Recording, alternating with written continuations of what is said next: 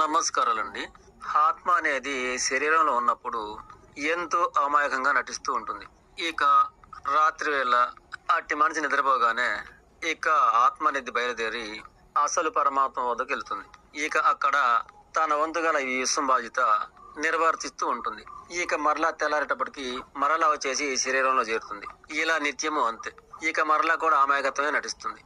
అయితే నిద్ర కాకుండా ఎక్కడో దూరంగా ఆశ్రమాన్ని నిర్మించుకొని ఇక అక్కడ ఏ చిన్న అలజడి కూడా జరగని కాడ నిర్భయంగా అక్కడ కళ్ళు ముచ్చుకొని కూర్చోవాలి. అది నిద్ర కాదు గనక అప్పుడు కూడాను ఆత్మ అనేది ఆ పరమాత్మ వద్దకు బయలుదేరుతుంది. అది మనకు అర్థమవుతూనే ఉంటుంది.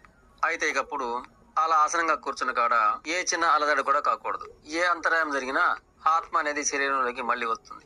అలా కాకుండా చూసుకోవాలి.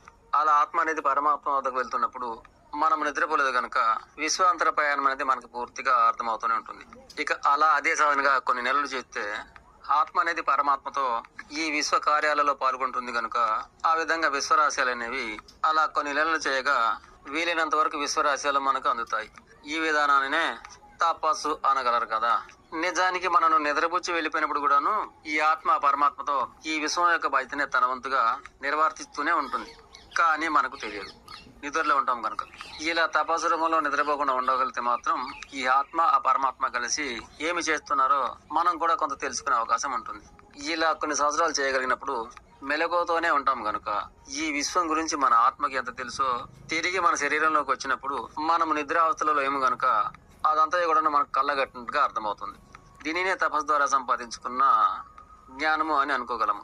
నిజానికి ఆత్మ శరీరంలో ఉన్నంతసేపే అజ్ఞానంగాను అమాయకంగా నటిస్తుంది.